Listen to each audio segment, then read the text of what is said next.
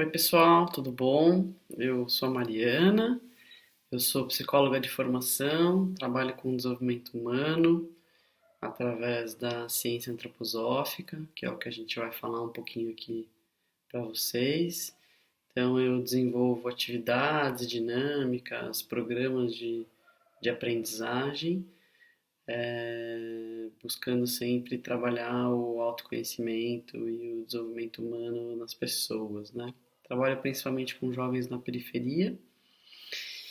E hoje a gente vai falar um pouquinho sobre a antroposofia, né? Então, o que é essa palavra, né? A antroposofia, o significado da palavra vem do grego, que é conhecimento do ser humano ou sabedoria humana, né? E a ciência antroposófica, ela é uma doutrina filosófica ou uma ciência espiritual que busca ampliar a consciência do ser humano, né, através de um caminho aí de conhecimento da própria natureza do ser humano e do universo, e fazendo com que a gente se torne cada vez mais humanos, né? Então, à medida que a gente começa a se tornar cada vez mais consciente dos nossos pensamentos, dos nossos sentimentos, das nossas ações diante do mundo, a gente começa a se tornar dessa forma o que eles chamam de um ser espiritualmente livre,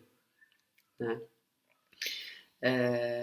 A antroposofia ela buscou preencher o abismo entre a fé e a ciência e ajudou as pessoas a superarem o mundo material e entenderem o mundo espiritual, né? Isso é o grande objetivo da antroposofia. Ela foi fundada por um austríaco chamado Rudolf Steiner, né? O Rudolf Steiner ele foi um grande filósofo, educador, artista, esoterista, né? Ele dedicou grande parte da sua vida estudando e transcrevendo as obras de Goethe, né? E na qual trouxe para ele um profundo conhecimento das obras do Goethe, onde ele pôde explicar bastante os seus pensamentos, né? E aí, diante da antroposofia, a gente tem uma série de,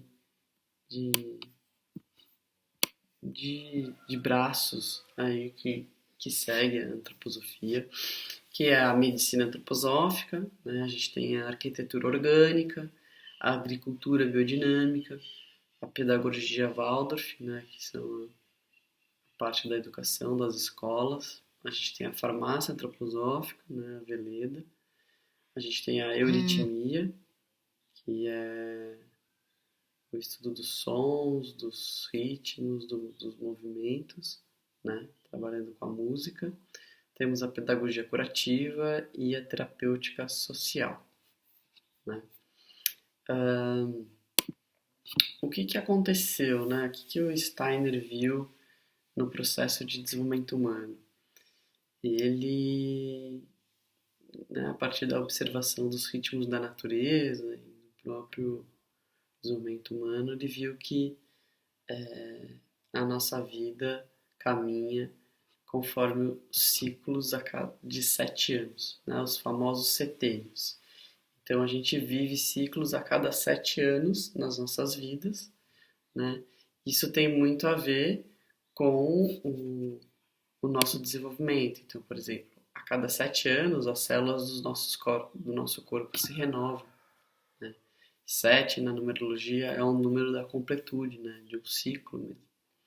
E se a gente pega o número 7 na nossa cultura, você vai ver que a gente tem bastante número 7 por aí, né? Então a gente tem as 7 maravilhas do mundo, a gente tem as 7 notas musicais, 7 cores do arco-íris, 7 pecados capitais, 7 dias da semana, Deus criou o mundo em 7 dias, são 7 metais na natureza, 7 deuses do Olímpio.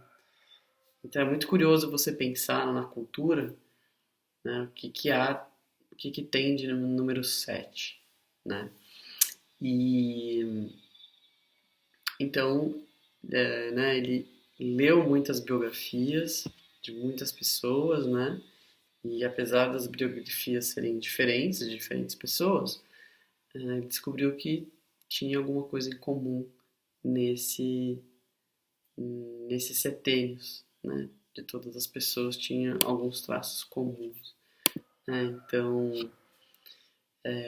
no primeiro setênio, que é a fase infantil, então a gente tem a imagem da família, onde o mundo é bom e a gente aprende através da repetição e imitação, né?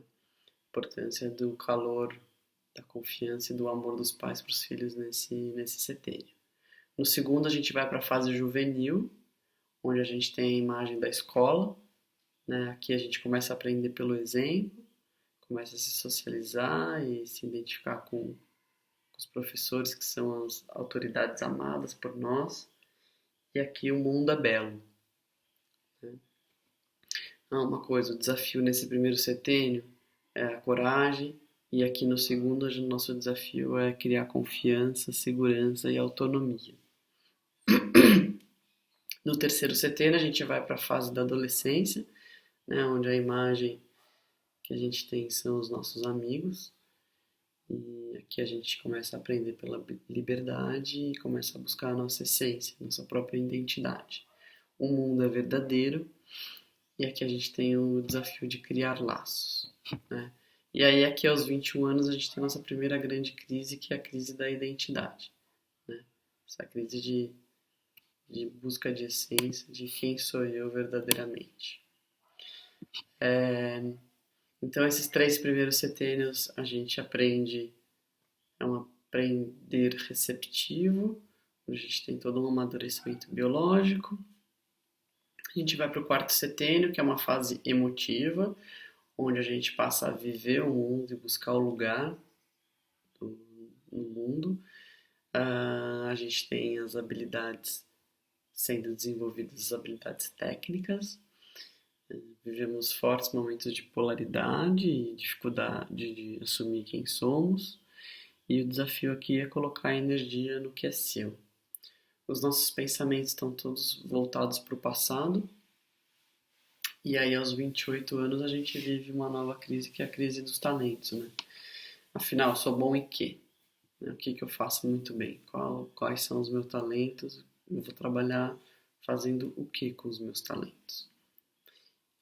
Aqui a imagem que a gente tem é a imagem do centauro, que é metade animal, metade ser humano.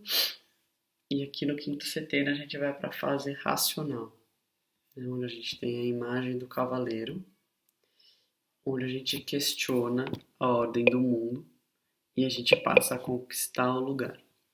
Aqui a gente está desenvolvendo habilidades organizativas e aqui a gente passa a consolidar o nosso eu.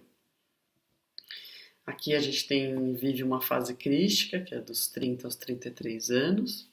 Então, nesse período, acontece algo na nossa vida, seja ela uma coisa boa, uma coisa ruim, uma viagem, ler um livro, conhecer uma pessoa, ou a morte, a doença,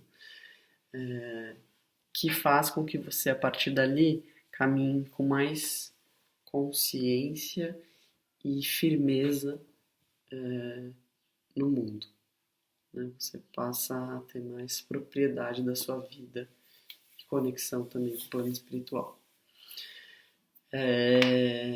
Depois a gente vai para o sexto setênio, que é uma fase consciente, onde a gente está consolidando o lugar no mundo e desenvolvendo as nossas habilidades sociais. E a gente começa a buscar por algo mais verdadeiro e autêntico na nossa vida. Aqui o nosso desafio é definir o limite meu e do outro, né? Esses 3 setênios, 4, 5 e 6, são setênios onde a gente tem um forte amadurecimento psicológico e a gente aprende lutando com a vida. Depois a gente vive então aos 42 anos uma crise da autenticidade, a gente entra no sétimo setênio, onde é uma fase imaginativa artística, onde a gente abre o nosso pensar para enxergar novos aprendizados na nossa vida. E a gente começa a fazer o que é essencial para nós. Aqui a gente está desenvolvendo a nossa capacidade de realizar as coisas que a gente acha que é importante, a gente tem uma visão holística. Aqui o nosso desafio é levar o interior para o exterior. No oitavo setênio, a gente tem um abrir do coração. Então aqui a gente tem a fase inspirativa, é um novo escutar de sabedoria e de troca. A gente começa a fazer o que é necessário e a gente tem uma visão de conjunto. Aqui o nosso desafio é estar próximo das pessoas, dos demais. Aí a gente vai para o nono setênio, que é a fase intuitiva mística, que é um novo viver, né? É uma fase onde a gente começa a desenvolver, a fazer o bem, né? Trazer a espiritualidade e uma busca de nova missão no mundo, na nossa vida. Nosso desafio aqui é não olhar só para nossa própria meta, mas também olhar para a meta do conjunto. E nesses 3 setênios, o 7, o 8 e o 9, a gente aprende a ser sábio. Aqui a gente tem um amadurecimento, um forte amadurecimento espiritual. E então a gente se torna sábio, que é a fase da luz, com serenidade, fazendo as coisas para o futuro e tendo nós em lugar do eu.